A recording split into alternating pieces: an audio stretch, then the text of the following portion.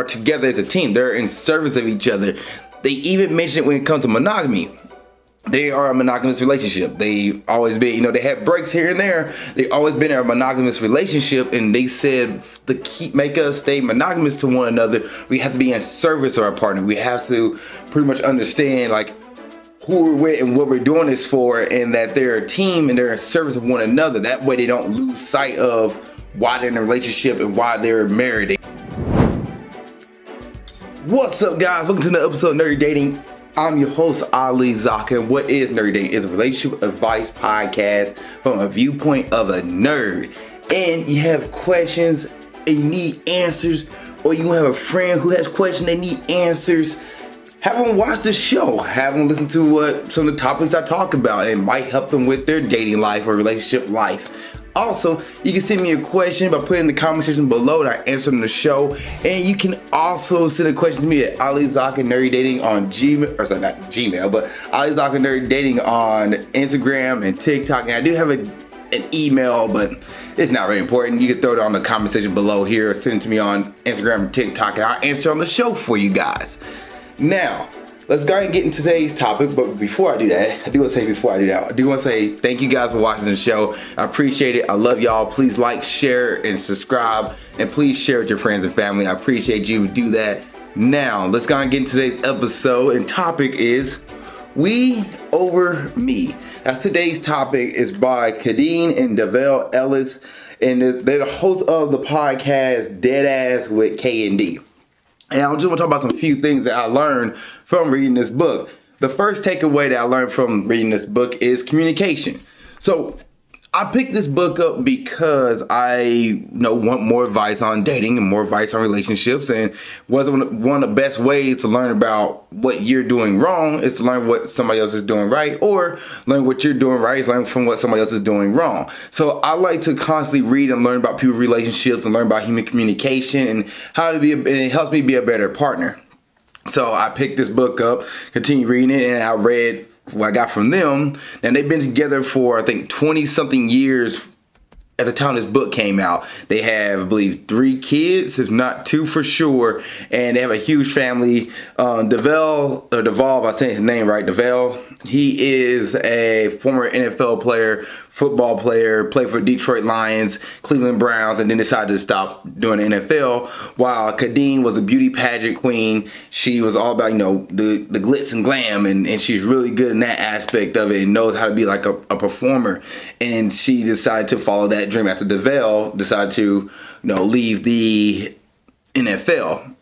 And they have some ups and downs in their relationships, and they kind of talk about how they got through them. And one of the ways they got through them was communication. They are huge on communication. They both handle issues differently too. While Devell, I messed his name up, I'm sorry, but Devell was more of, head on, let's get it done, take care of the issue. Kadeen will sometimes take a moment to take it back and come back to it later. She felt like if you was coming to her head on, it was an issue, so she would take time away to come back and reassess, while Devell was like, no, I want to take care of this right now. And communication, they had to talk about how their learning styles or how their resolution styles and how they like to solve problems. They talked about that. They talked about if one person was away from each other, they would sit and discuss and talk about that as well. Like, they would have to learn to communicate with each other. And that just didn't happen, over months. It took years for them to actually learn about it and learn, okay, how they can not fight amongst each other all the time, how they can be better in service of one another. And communication was a big piece of that, just communicating with your partner. So that's my first takeaway from this, was communicating with your partner. The second takeaway is in service of your partner, but continue to work on yourself. So what that means is that you don't neglect your partner. You don't neglect yourself, but you also have goals in life you need to go on and take care of too. They both have goals and dreams they both go after in their journey, and they also do not make those goals and dreams in light of their partner. Their partner's there to help them out too. So they're in service of one another. There's a time where Kadeen has to take a back seat, and there's a time where Devell has to take a back seat. They don't sit there and completely push one person to the side while they go chase their dream alone. They are together as a team. They're in service of each other. They even mention it when it comes to monogamy. They are a monogamous relationship. They always been, you know, they have breaks here and there. They always been in a monogamous relationship, and they said to make us stay monogamous to one another, we have to be in service of our partner. We have to pretty much understand like who we're with and what we're doing this for, and that they're a team and they're in service of one another. That way they don't lose sight of why they're in a relationship and why they're married. They do it for one another, and they say countless of times that they've gelled so well that they, you know, continue to be in service of one another. Even years down the line, they continue to be in service with one another, and then they continue to communicate with one another. But they don't sacrifice their whole self to be in this relationship. They do go off and follow their goals and dreams as well, and each one gives each other time to do that too. They support their partner as they go chase their dreams, but they also, as the one who's chasing their dream, doesn't forget about their partner. They're in service of one another. And last but not least, the third thing that I took away from We Over Me is that don't compare your relationships to others. That was probably one of the biggest things, because by them doing that, by them comparing their relationships to others, they put themselves in tough situations by doing that kind of thing. They, instead of, you know, saying, okay, well, this would be the smart move to get married at this point, to get engaged at this point, they were like, well, my NFL teammates are getting married. They're doing these big, you know, luxury and lavish weddings and these big grand weddings that put them in debt. Well, I'm gonna do the same thing for my girl, and you know, financially wise, they wasn't the best spot because of it.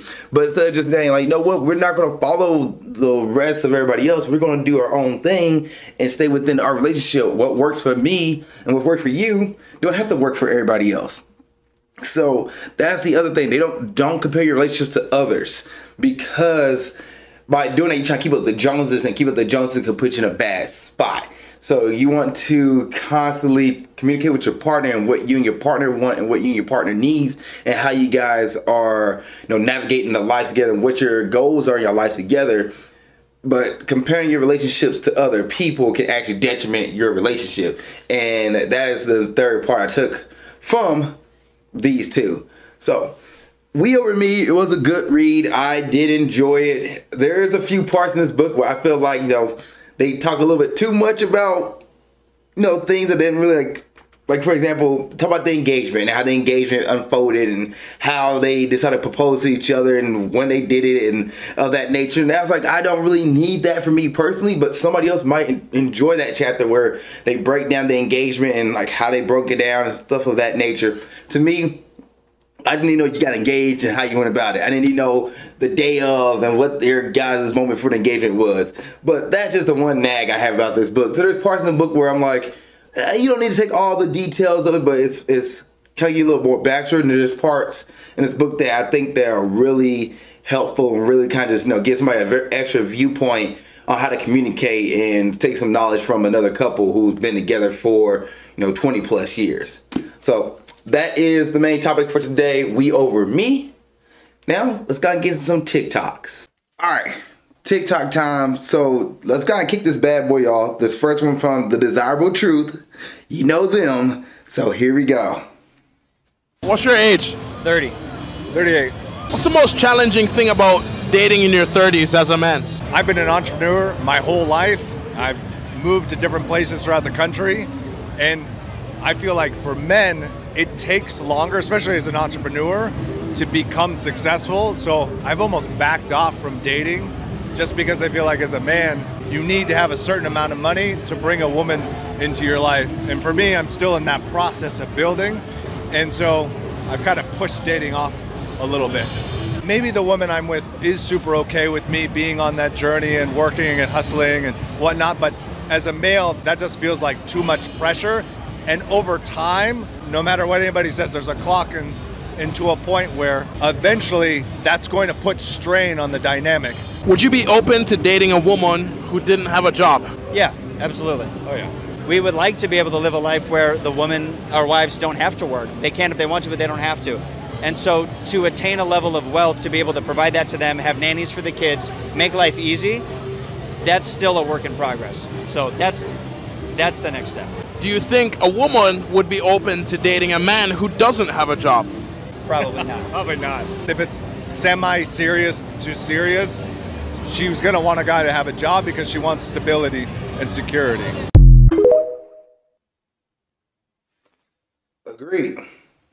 Agreed. So, I agree with them. The first part, what's hard about dating in your 30s is that, yes, you want to make sure you're financially stable enough to date and financially stable enough to be able to support yourself and another person in your 30s. And if you're not hitting that certain goal, and you hear all these women saying they want somebody who can provide for them, and then a bunch of women saying what their threshold is for they prefer to date somebody at this income here or this income here and this income here, if you're hearing all that, then you're like, okay, well, is it worth trying to date right now if I'm not financially stable enough to deem support myself, let alone trying to start a committed relationship and support somebody else? So you're taking more time to be like, you know what, I'm going to wait before I get into a serious relationship to make sure I hit that goal. And if I meet somebody along the way, that's awesome. We can go together and hopefully they let me grow and keep growing. But for me to feel financially stable enough to take care of myself and my partner, I want to make sure I hit a certain threshold. There are guys out there who are going to say that, and there are guys with that mindset that think like, okay, if I'm not financially stable enough for myself, how can I be financially stable enough for somebody else? So I would say that's not even somebody in their 30s, that's also late 20s too, 27, 28, 29, 30s, so forth, because at this point you're starting to build a career wherever you're doing, wherever your goals hopefully you're starting to set the game plan and building on top of that. If college, let's say you get done college at 24, 23, 24, and then 25, 26, you're trying to navigate yourself, and then 27, 28, you start in that career path, or you are building on top of what you already get the experience in. Dating to find a potential partner, a life partner, you have to look at like, okay, do I want them to what do I want my partner to be like? I want them to work. I want them to sit at home and take care of the kids. What did my goal for my partner looks like? If I'm somebody who wants to be the breadwinner in the family, then I need to make sure I have enough to take care of myself and my partner. They can work if they want to, but I want to make sure I have enough to take care of them. So if they want to, come time for pregnancy and she'll take 9 months, I'd rather have her, stay at home and make sure she's comfortable instead of trying to go to work right up to date of birth. That's that's draining. That's a lot of effort. So I want to make sure that she's able to have time away, which you don't have to worry about job security. You don't have to worry about her trying to rush to work and worry about the baby, where she can like, all right, I can sit back for 3 months and let myself get ready for pregnancy versus going to work up to the last point, which could be stressful, a lot of other things with that. So yeah, if a guy wants to make sure his wife or his significant other don't have to worry about working up to pregnancy or worry about working after the kid is born and need a nanny to take care of the kids, he might try to make enough money so that way he can provide for both family members and the kid that come into the picture. Now, there's another question he asked in there. And see here, I can find it. Eventually, that's going to put strain on the dynamic. Would you be open to dating a woman who didn't have a job? Yeah, absolutely. Would you be open to dating a woman who didn't have a job? Most men, I think, would say yes. I think most men would say, yeah, I'm open to dating a woman who doesn't have a job because, like, we're not wanting her to break in the income like that. We're more worried about the income. So it's okay if she didn't have a job. As long as she's providing in other aspects, we're cool. But I think these two dudes actually we would like to be able to sum it up pretty dang good. Oh, here's the last question. That's the next step. Do you think a woman would be open to dating a man who doesn't have a job?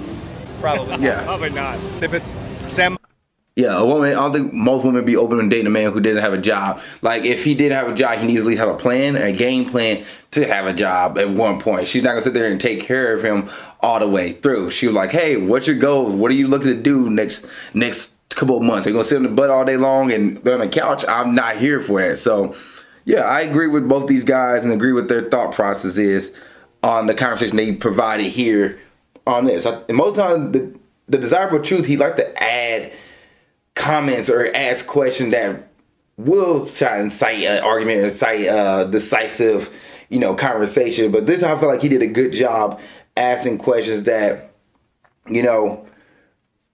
these two guys answered and were answered thoroughly and didn't get offended or the case may be.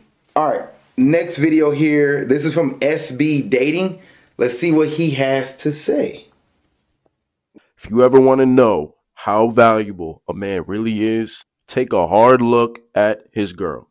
Fellas, your girlfriend is a direct representation of who you are as a man. For example, if your girl is out at the club every weekend going on girls' trips, I know you got no backbone, bro. Or if your girl in any way, shape, or form publicly disrespects you, her social media looks like she's single and does not have a boyfriend, just knowing that you put up with that, I know you're a weaker man. Now, why is this important? Because you have to understand there are men out here that may be on a higher level than you that will take note of this. And they'll know one of two things. Number one, that your relationship has some cracks in it that they might be able to take advantage of. And two, that your relationship probably is not going to last. And this is why respect and loyalty are the biggest factors in having a successful relationship with a woman. Okay, so the last part there, respect and loyalty is the biggest factor, for relationship and community. Not community, but communication. Those are two big things. Respect and loyalty and communication. Matter of fact, any relationship without respect and loyalty in there, they're not going to last or somebody's going to leave. So that is huge. Now, I want to talk about some of the things that he mentions in this, which is how about communicate with your partner and what you guys determine what your relationship is. If she wants to go to the club and he goes to the club with her, what's the issue in that? If she's going on a girl trip with her friends, if you don't trust her to go out and be loyal, then why are you even with her in the first place? There's no need to be in a relationship with somebody that you do not trust. You need to trust your partner 100%, and you need to also have her trust you too. So if she's saying like, hey, I'm going out with my friends, that's fine. Y'all together, 5 days out of the week. It's okay for her to go out and have friends. Okay for her to go out and do things. But it comes down to communication with one another. Or you guys talk to one another. Are you guys open about what you guys are about, what you guys are doing, what you guys are looking for? If she's like, I'm going out to the club, okay, and she comes back to you and she lets you know what's going on, then what's the harm in that? Social media. Is your partner a big social media person? Are they not a big social media person? Those are questions you need to ask yourself. Like, you don't have to sit there and post your significant other at all times. But there's a way you can act on social media. If somebody does only posts once or 3 times out of the year, why would I even suspect them to post a picture of me if they don't post at all? So you have to look at your partner and ask them what the communication when it comes to social media and how they view social media too. Now you have a partner who's posting all the time and they posting pictures left and right, and then they post a picture of you. There you go. They might have to post you every week. They might have to post you every month. Post you once in a while. At least you know. And then this whole thing about another man looking at your girl, another dude gonna look at your girl regardless of the fact that you're there or not there. It's up to her to be like, you know what, I'm loyal to my partner. I'm not gonna cheat on my man. And it's up to you as well to be like, I trust my girl not to cheat on me. And if she cheats, then so be it. But I'm not gonna sit here and try to control her or look at her differently because I don't get posted on social media. Also, I'm not gonna look at her differently if she wants to go out with her friends. So you gotta look into this and ask yourself what you want out of your relationship, and ask yourself with your partner what you guys' viewpoints are. 1, going out with friends, hanging out with friends, ask what the viewpoint on that is, and then 2, ask what the viewpoints on social media is. A guy's gonna hit on your girl regardless of the fact that you're there or not. If a dude wants to be that bold and hit on your girl, he's gonna do that. If he wants to slide in the DMs, he's gonna slide in the DMs. It's not gonna stop him whether or not you are on the profile or not. Just saying. Somebody gonna try to shoot the shot, they're gonna try to shoot the shot. But it's up to your partner to be loyal, and it's up to your partner to be the one who won't take that step. If somebody try to hit on them, be like, well, thank you, appreciate the compliment, but I have a person and I'm gonna block you or get rid of you, whatever the case may be. So to sit there and be like, oh, the way she looks at you and the way she handles herself, the value as a man, No. Or you're a weaker man because you might let your girl have her life and go do things. No, that doesn't make you a weaker man. Controlling and being overprotective, as in like, you can't get on social media, you can't go out with your friends, you can't do this. Distrusting your partner makes you a weaker man. Controlling your partner makes you a weaker man. And not even a weaker man. Let's take gender out of it. A weaker person. Guy or girl, if your girl controlling your man and make sure he can't do this and do this, then that right there is a weaker person. So there's no sign of trust there. So that because your girl goes out and do things, because your girl don't post on social media, does not make you a weaker man. What makes you a weaker man or a weaker person is the way you act and handle that. If you want to, you know, have a conversation about social media, have a conversation with your partner about social media. Ask them how they use social media. Ask them how they feel about social media. Ask them how they navigate through social media. That right there will give you a better idea of what your partner thinks about when it comes to using social media. And then ask them how they feel about going out. What do they like to do? If you have, now, here's another thing. Let me add to that before I wrap this up. If you're an introvert and your partner's an extrovert and your partner likes going out and doing things, maybe y'all not aligned right there. Maybe that's something y'all not alignment with. And you can't handle your partner going out because you like to stay in and don't like to go out. Then you might need to find a different partner. So that's something to think about. If you're an introvert, you might want to get with another introvert. That way you know they're not going out doing things. And if you're an extrovert, you might want to get with another extrovert because you know they like going out and doing stuff. So y'all both will understand that, oh, going out doesn't mean I'm hanging out, you know, at the club by myself with all these people. No, going out could be I'm going to the bookstore. Going out means I'm going to the club. I'm gonna think of a book club, but not the name of a book club, the painting club or whatever the case would be. Going out means I'm going doing things, going painting, going to, I don't even know anymore, the gardening store. I don't know. I'm just coming up with ideas at this point. Or the museum. And your partner might not have to be there all the time, but when they come back around, you guys having a conversation. But if you date another extrovert, they understand what going out means and going out having fun. But you dating if you're an introvert, dating another introvert, they understand what going out means with you guys too. Maybe going out for you is not going to the clubs. It could be going to a coffee shop. Like, so to me, you need to find a partner that you trust and they trust you, and you have a conversation what you guys think of going out and think of social media versus sitting there thinking this person's a weaker person because their girl goes out. No, like, are you a dude who's gonna try to cheat and try to slide into my girl's DM because I'm not there? Then if that's the case, then you're a guy who can't pick up girls on his own. You got to go and take somebody else's man because you want to pry on their relationship. That to me make you the weaker person. That's just my thought. All right, next video here. This is from, I can't even say her name. It's like me. I don't know. We'll figure out what her name is after this. But I'm going to pause it. It's 5 red flags to look out for in a girl. So what you got to say? These are 5 red flags to look out for in a girl. If she has any of these, you're better off just not getting involved. Number 1 is high body count and no regrets. If she's proud of being a slut, you can hit it, but don't put a ring on that finger. Because remember, sleeping with many people ruins your ability to pair bond and obviously makes your current partner less special. The second thing is having... Okay. And her name is Neela Shakia? Leela is her TikTok name. So her first one is sleeping around with not many regrets. Or having been part of without regrets. And the reason why she said because doing that is, you know, it's hard to pair bonds and make sleeping with your partners less special. I do not agree with that one. Matter of fact, I wouldn't look at that one as a red flag. The body count, that is such a immature way to look at somebody and say that person is not a good person because of the fact they sleep around. That is completely just, it's a immature way to look at dating. One, here's why. People always tell you they want a freak in the bed. The lady on the streets, but a freak in the bed. People always say that. But then they're like, oh, her body count's too high. Well, how do you become that freak in the bed if you don't have a good, pretty much practice? That's what you look at. Now, I understand you can say, you know, if you look at a religious viewpoint of sex, then that's fine. That's your process on sex, and that's your belief on sex, and that, so be it. But if you're somebody who don't look at the religious aspect on sex and say like, oh, you know, I'm just out here having fun, body count does not matter, because the body count does not change the kind of person you are. It does not affect the way that you handle your loyalty. It doesn't affect the way you handle trust. It doesn't affect the way you communicate with somebody.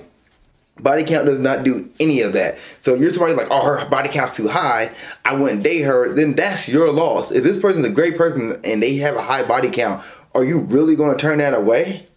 Are you really going to turn that away because like, oh, well, her body count's too high?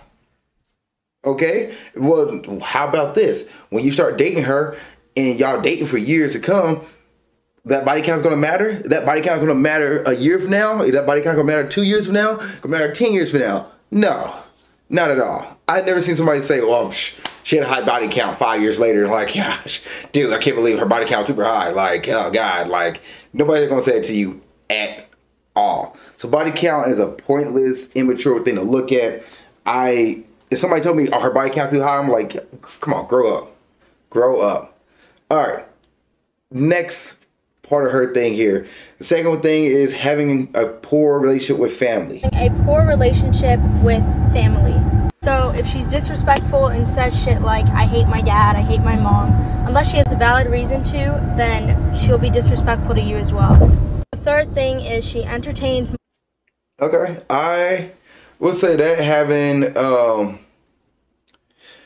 like just being disrespect to your family, not understanding empathy and ownership when it comes to family, and understand, you know, the family dynamic. If somebody's like, I just can't stand my family, I hate them to the core and stuff like this, and both sides of the family, like they say that, then that's something you want to look out for and like, okay, why do you hate your family so much? And they don't have, like you said, good reason behind it, then I'll be looking at it like, that's a red flag. Now, is that an indication of they don't, you know, get run away from things that could be bad, or things that could be bad? They can run away from things that could be good, or don't understand where one part of the family member is coming from, and they try to run away from it and not try to, you know, settle aside their family issues. Could be. And there's nothing, nobody did anything wrong. It's just they didn't like the way they was raised, whatever the case would be. Like, I would definitely say it's like, that's a red flag. I'm really looking to like, okay, how you treat your parents, how you treat your friends, you're being disrespectful to them, and they didn't do anything disrespectful or wrong to you. I would look at that and be like, that's a red flag. So I agree with her on that one. All right, let's see what the next one is here. So the third thing is to entertain multiple guys, friends who want her. Multiple guy friends who want her. This speaks for itself. You should know that they probably just want to smash, and if she doesn't know that, then there's a red flag in itself. There's no such thing as guy friends, and this really just shows that she loves attention. Number 4,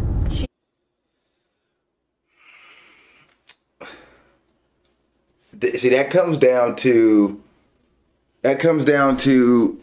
your guys' communication. Also, nothing to look at too here in that scenario. Too much, no, she entertaining men who wants her.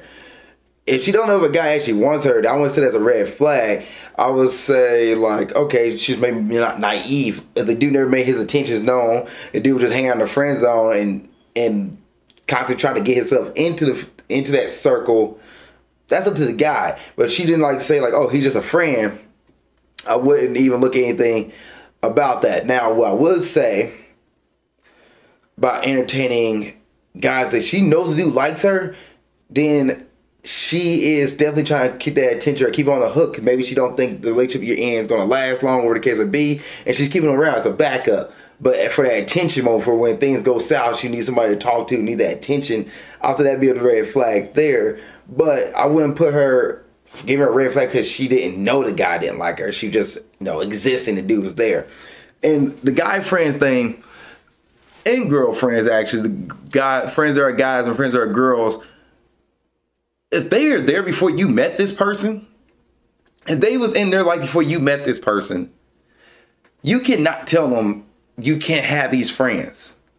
There's no way you can say that. You just came into the picture. This person been here for 10 plus years, 5 plus years, 3 plus years. What gives you the right to say, oh no, you can't hang out with this person. You can't hang out with that person.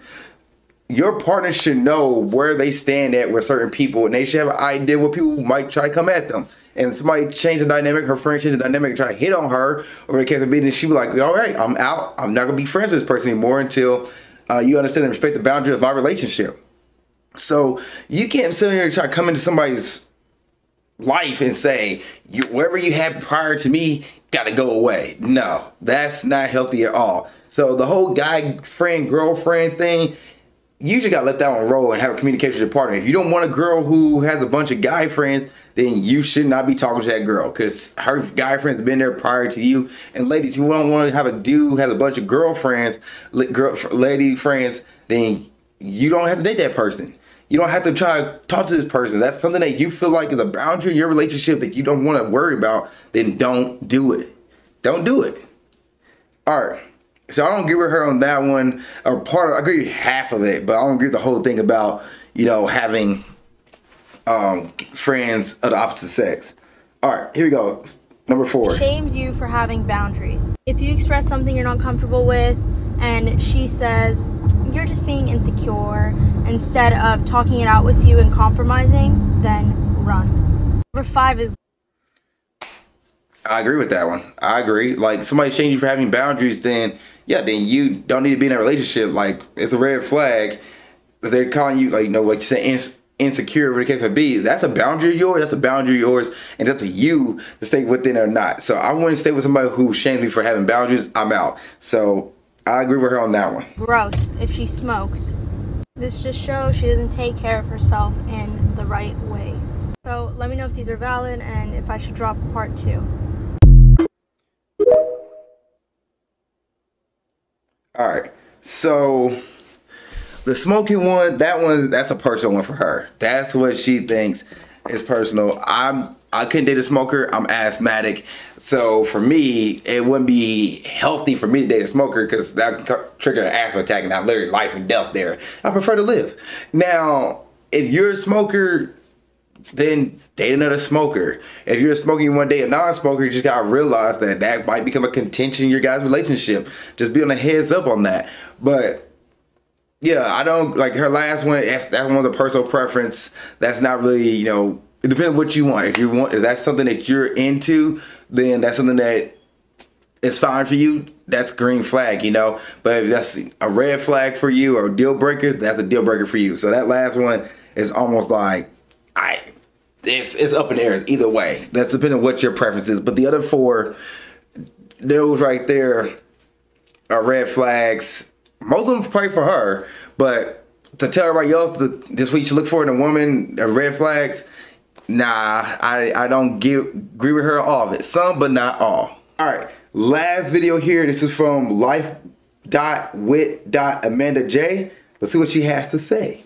I just heard that men are more likely to fall in love with women when they are away from them, when they're on their own and they have time to like process their thoughts and feelings by themselves. Whereas women, we fall more in love when we are with the person, right? Like we're next to them, we can see them, hear them, touch them, feel them. We fall more in love in that way. That makes sense to me. The fact that men might be falling more in love with us when they're away from us is like simultaneously the craziest thing I've ever heard. But then also on one hand, I'm like, wait, that actually feels like it makes sense. Like, I don't know. What do you guys think? That men fall in love with women when they are away, and women fall in love with men when they are right next to them. I need to do more research on that, because she's like, I just heard it. To me, if somebody's away from you and you find yourself lonely, it doesn't mean you're in love. It means that you could be lonely and you want that person to be there. But it doesn't mean that you're actually in love with that person. It just means that you need somebody to kind of, you know, fill that void that you didn't have. And that person, by them being away from you, it gives you time to process, like, okay, I'm lonely and I really want, you know, somebody here. Oh, what that girl that I was talking to? Let me call her up. Okay, hey babe, you know, what are you doing? You know, we're gonna come over and hang out. That's where, you know, that's right there could be a sign of loneliness. Doesn't mean that they actually are, you know, in love. I think when you realize that a guy will find himself in love with a partner, and this is my experience, my thought process, when you're with them and you find yourself just being with them. You don't want to, like, you enjoy your time, enjoy the peace they bring to you, enjoy all these moments, and you're like, man, this person's so special right next to them. And then when you're away from them, you're like, man, this person's so special. I'm still thinking about them. And you go hang out with them again, or you do something with them, or they do something for you, and you're like, man, this person is a great person. The conversation we're having, we're not arguing over little things. We're not discussing negative things about me or something going on. Like, we're just having a conversation, having fun, and there's nothing negative about the situation that I can see at this point in time. Like, man, this is great. Like, I'm having fun here. Then you go away from her and you find yourself like saying, like, I wonder what she's up to. I wonder what she's doing. I'm curious. You find yourself just thinking about this person all the time. And then right there you find yourself, falling in love, versus you are away from them. When you're with them, you're like, I can't stand this person. Oh my gosh. They always need me. They're right next to me. Oh my gosh. And then you away from them, you're like, I miss so-and-so. But yet you're right next to me, like, I can't stand them. That's not love. That's not falling in love either. That is just you being lonely. You need somebody underneath your arm while you're trying to figure out what you want. Loneliness and actually falling in love are two different things. And being separated from your partner or your person you're talking to does not indicate that you're falling in love with them. Now, I don't know who said, I just heard, men are more likely to fall in love with a woman when they're away. I don't know who said that. I can go do some research on that and come back for a different episode. But as far as, loneliness and falling in love, I think love comes down to the actions. Love comes down to how they move about and not just what they say. Because somebody can say a bunch of stuff and their actions mean two different things.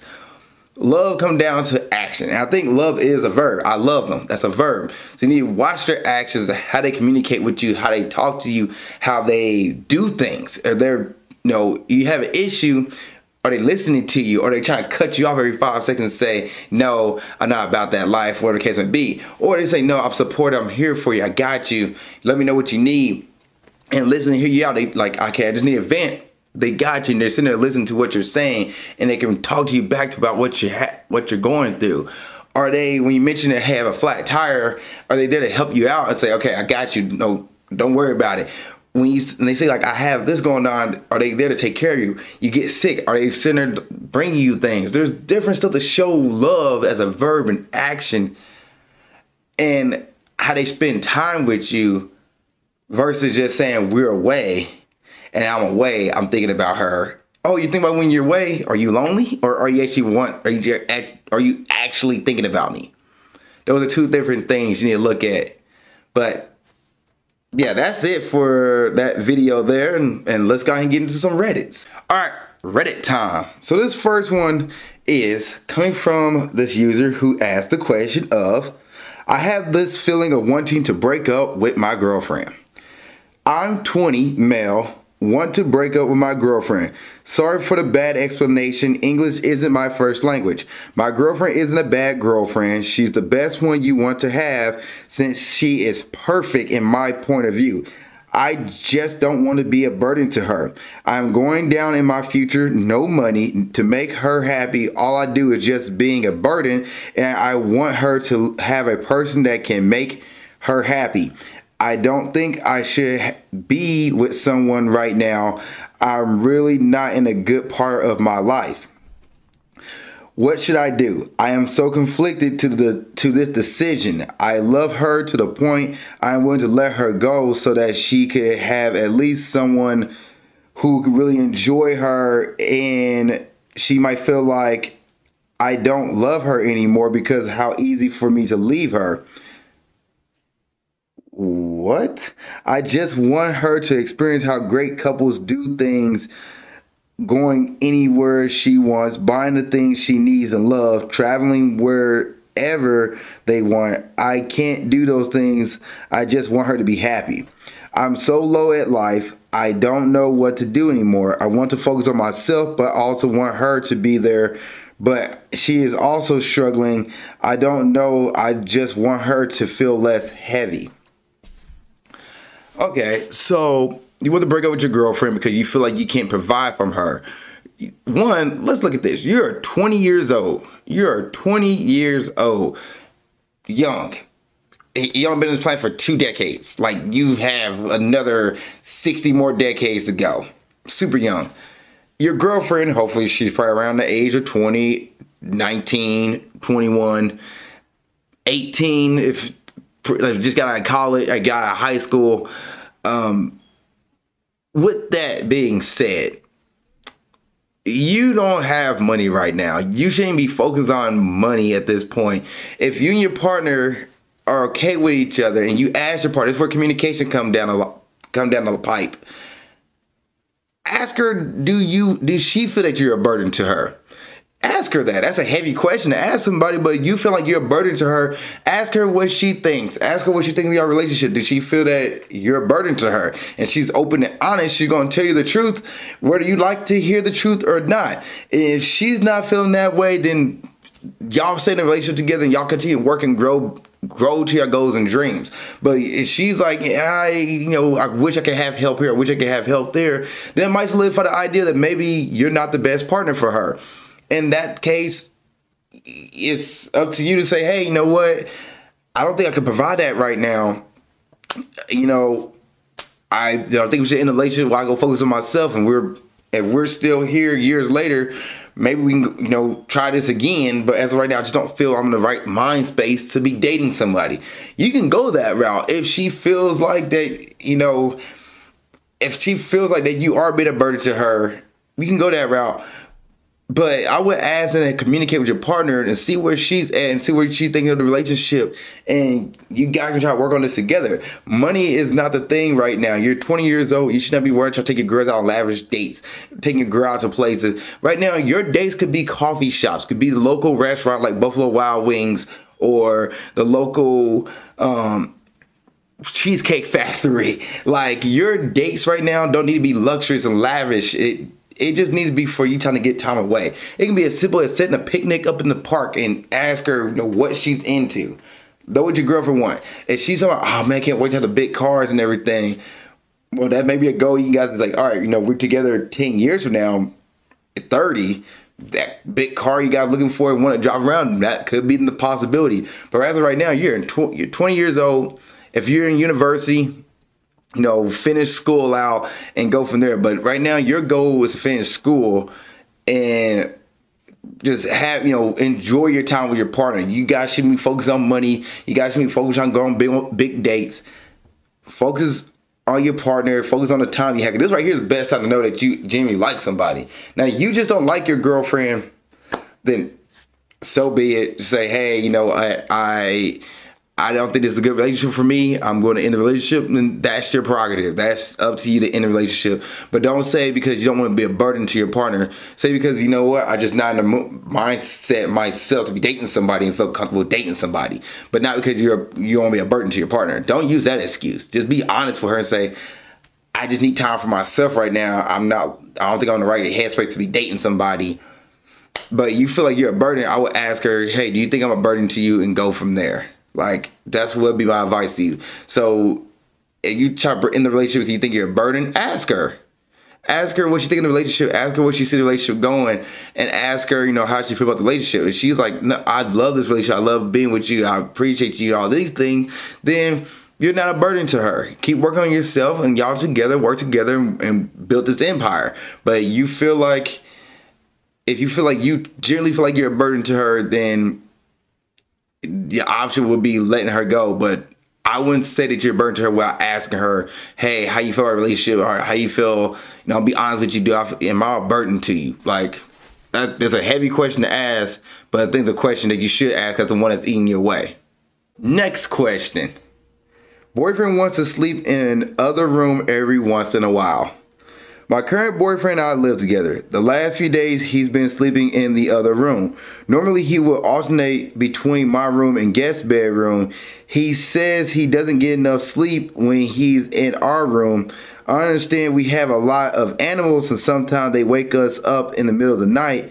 Am I wrong for being upset?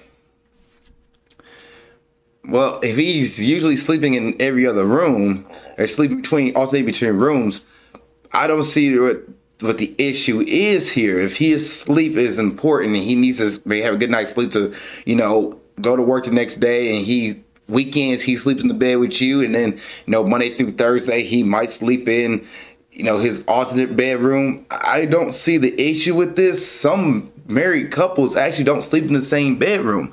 They actually sleep in separate rooms. They have a room they sleep in together every once in a while, and then they will sleep in other rooms. What comes down to what works best for your relationship, what works best for you. What do you want? How you dress this to them, say, hey, I appreciate you sleeping, our bed together on Friday, Saturday, Sundays when we don't have to go to work. We can sleep in, or I guess Friday night, Saturday night, Sunday night, and have to sleep in, or Sunday night you can sleep in the alternate guest room.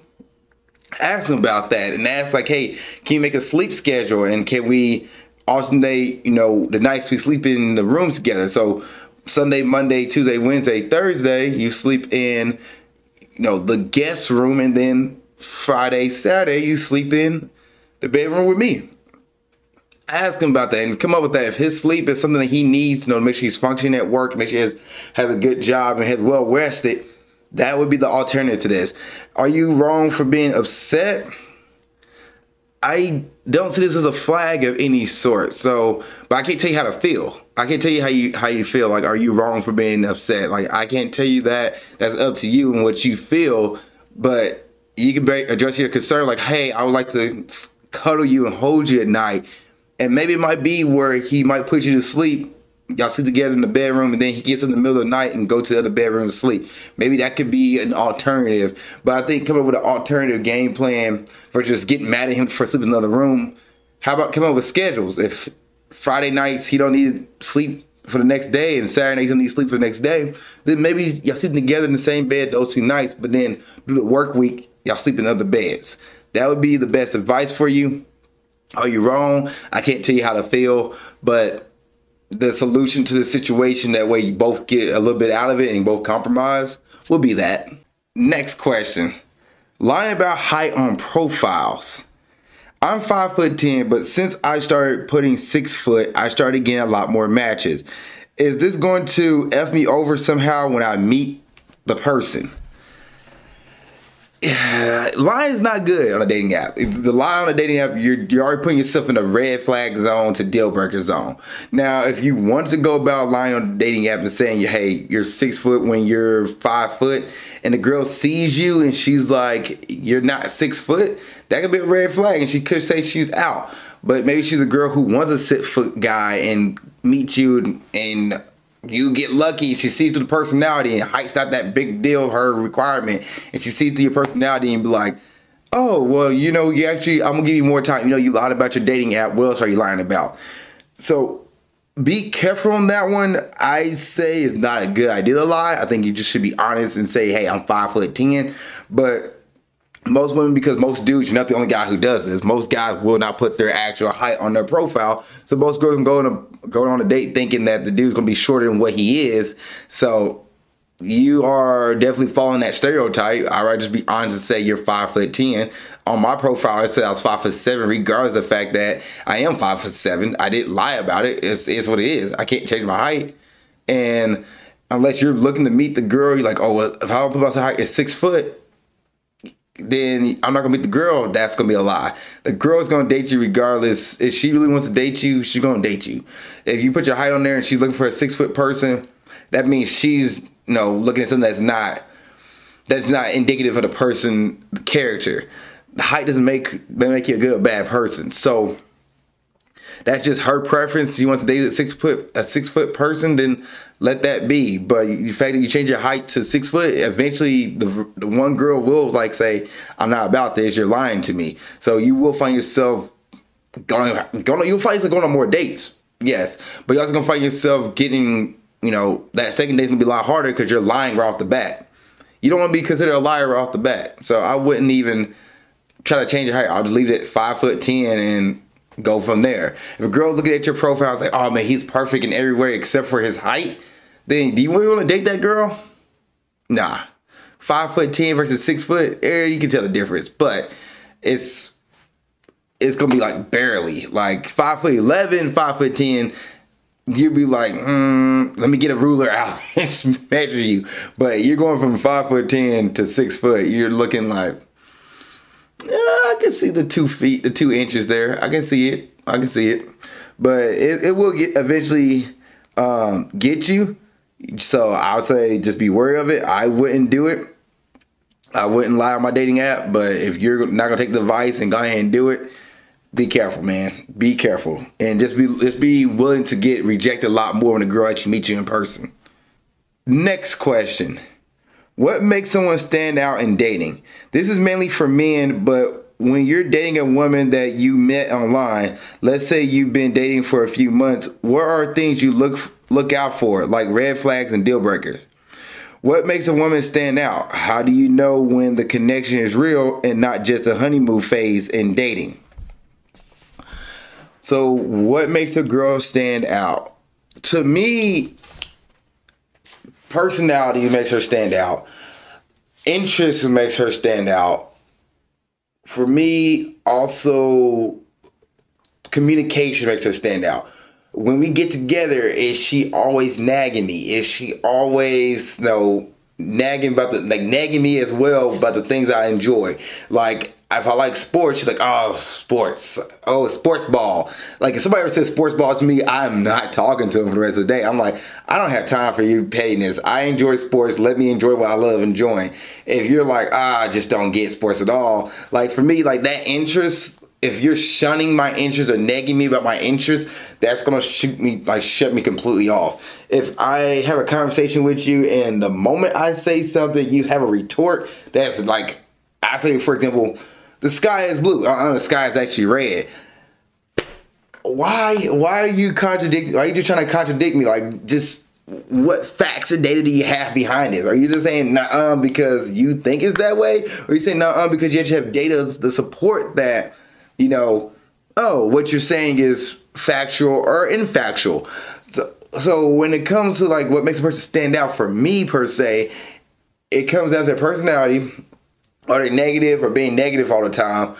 What their interests are. They're like, okay, I like doing this. I like going out and having fun here. I like, coffee shops. I like going to different things where I can see myself going with them as well. If I can't see myself going with you to this certain event, like, for example, I can't see myself going to the EDM. If girls like, I want to go to the EDM, I'm like, I will go, but I wouldn't have the best time there. Like, it would be my list of things to do. Like an EDM, a dance festival, music festival, it would be my style, it would be my thing. But like, hey, I want to go work out, I'm down with you, I'm down to go. Or I want to do rock climbing, I'm down to go. Like, those were our interests aligned. So what makes her stand out would be personality, interest, communication, and whether or not she's negative in my book. Like, there be some dudes who want somebody who would to nag them a little things and they can go back and forth to have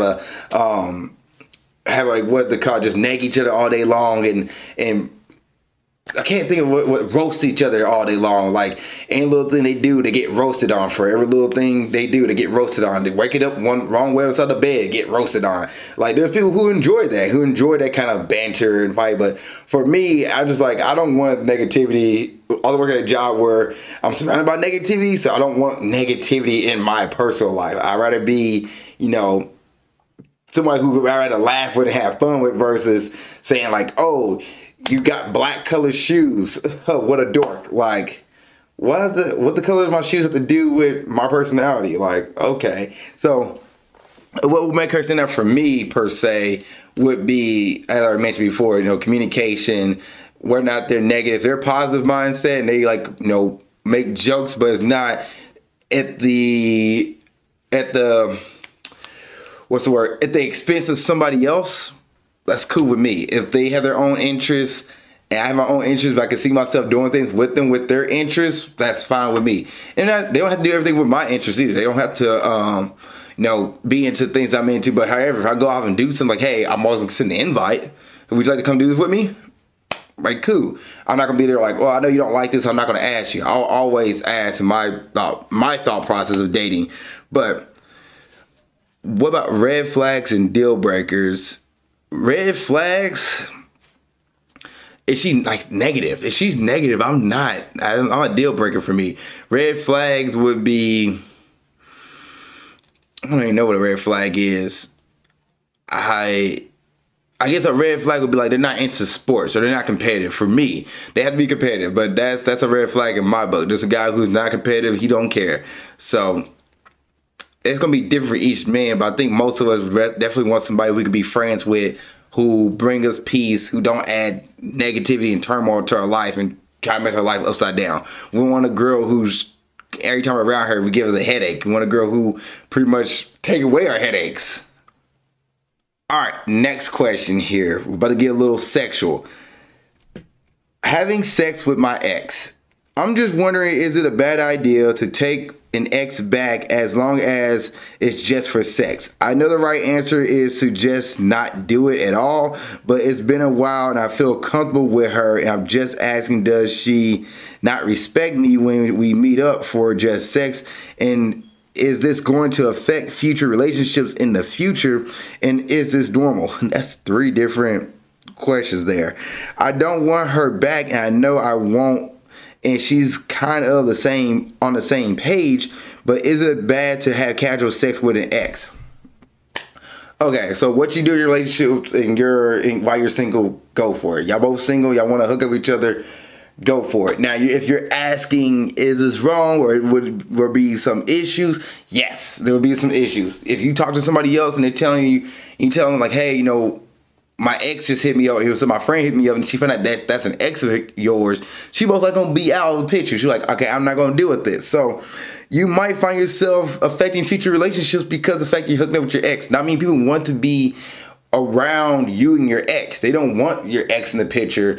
A lot of people gonna date. One of their boundaries that your ex is not in the picture. Your ex is gone. So if you are understanding that you're gonna shut off half of your future potential partners because of the fact that your ex is in the picture and you're still hooking up with your ex, then go all in. But you're like, you know what? I don't want to jeopardize my future partners I want to meet because my ex is still in the picture. I'm not going to hook up with my ex. You're saying you're lonely and you know you're comfortable with her. That's easy. It's easy to go back to your past. But what you shouldn't do is do that. You should go off and say, hey, our relationship didn't work for a reason. As long as we keep having sex, we're still going to be somewhat tied to each other. So we need to break that tie and don't do it.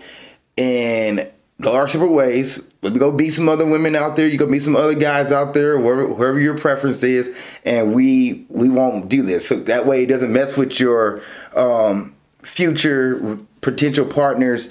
And what's the other question you asked here? Does she not respect you? She probably still respects you, but she just using you for sex. You're using her for sex. You respect her, but you use her for sex. So that's not even in the picture. And then, is this normal? It happens more often than you think. There's a reason why they call it makeup sex and breakup sex. Like, it happens a lot often than you think. People go back to their exes because it's comfortable. Like you said, it's comfortable.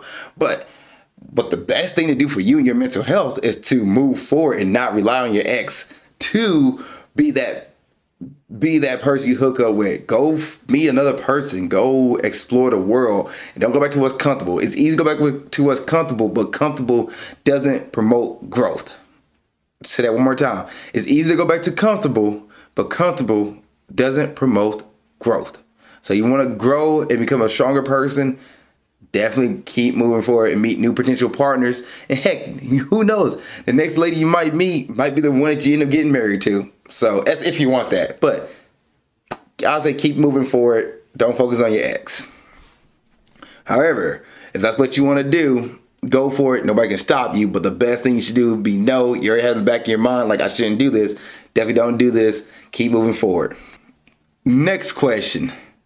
Would it be manipulative to use AI-generated photos of yourself on dating sites?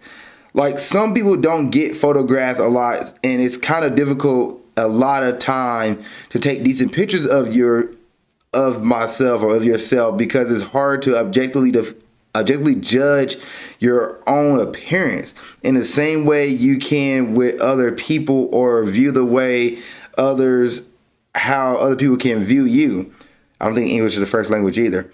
Shouldn't it be okay to generate pictures that are flattering as long as they show what you really look like and don't deceptively change or showcase your body type, wealth, or lifestyle?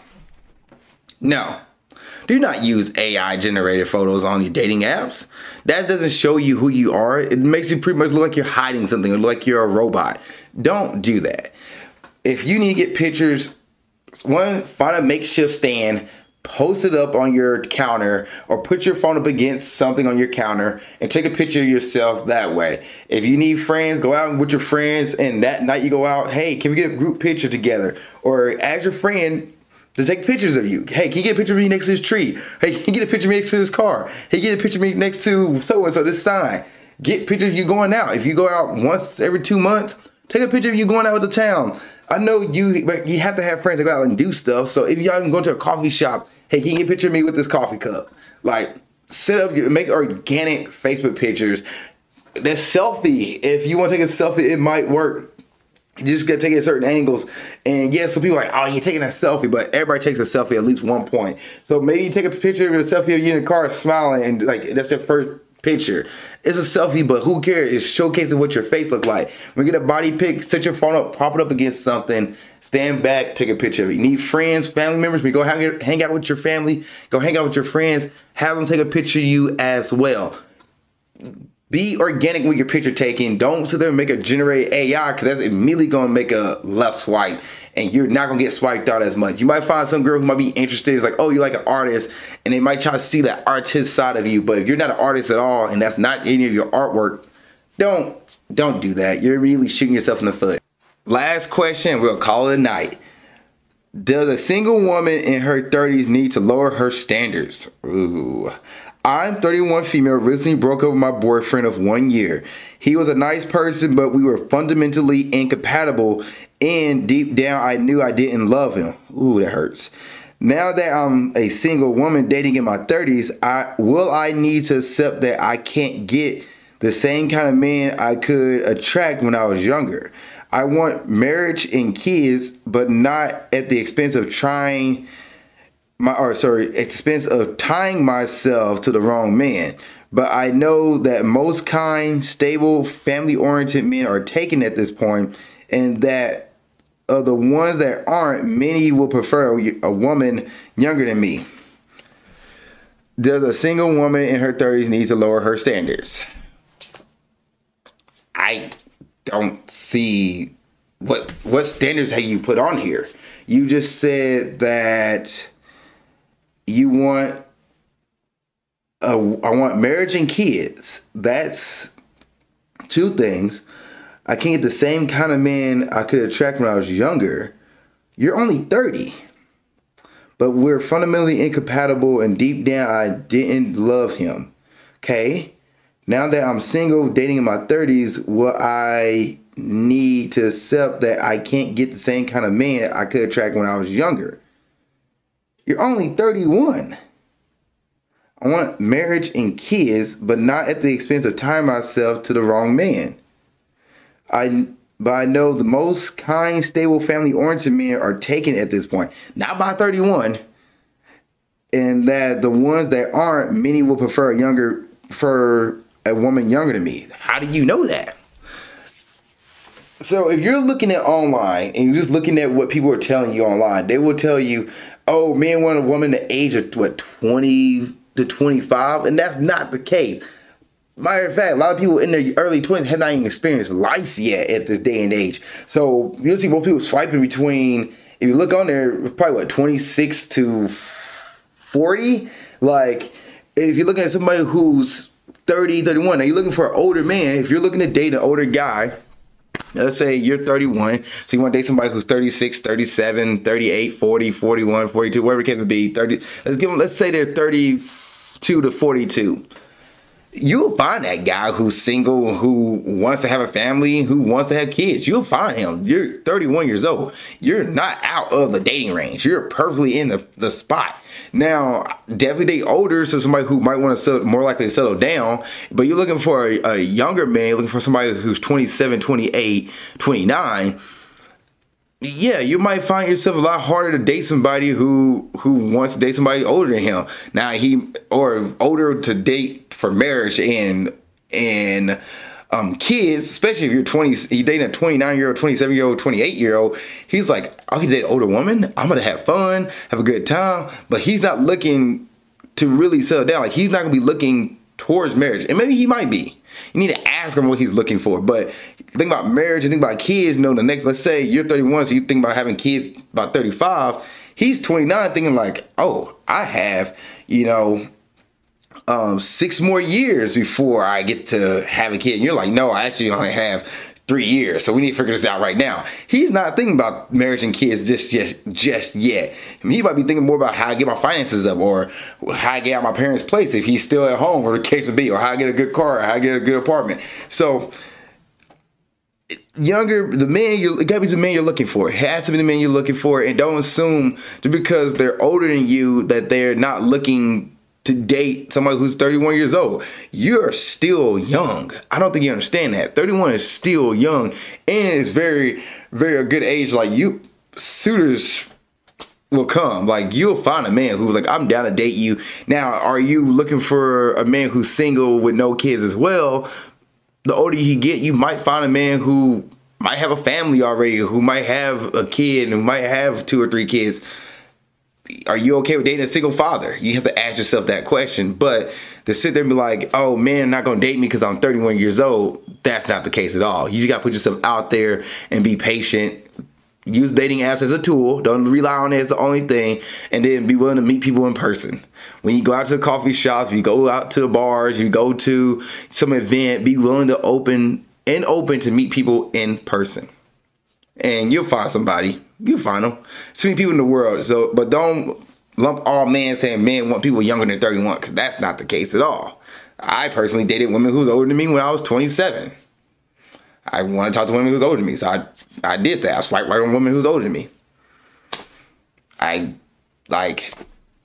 didn't see anything wrong with it. Now it came down to what they're looking for. But she told me, hey, I'm looking for kids, within the next 3 years. I'm like, I probably can't provide that right now. Just being honest with you. But heck, you know what? I'm looking to have fun while you are. So don't assume men, just because they're underage than you, or 27, 28, don't assume the one they won't date you. Don't assume men who's older than you won't date you. You're still at a very good age where you can have a lot of suitors. You just got to keep your mind open, be willing to date people, and not presume that everybody wants to date a younger person. Alright guys, if you liked this episode of Nerdy Dating, what did you guys think? Please put in the comment section below. Please like, share, and subscribe. Please share it to friends and family. Please get the word out for Nerdy Dating, and invite other nerds to listen to it and help out with some dating advice. Other than that, thank you guys so much for watching this episode. I love y'all so much. See you next time, and keep being awesome. Thank you for watching this episode of Nerdy Dating. I really appreciate it. If there's another episode you want to watch, you can look at it right there. If you want to subscribe to the page and watch more content, it's down here. Also, you have a question about dating, you want to put it in the comment section, go ahead and do it. Or you can send me your dating question to my email of alizakkanerdydating@gmail.com. That's alizakkanerdydating@gmail.com. And I will answer your question on the next episode of Nerdy Dating. Thank you so much for watching the show. I appreciate you, and keep being awesome.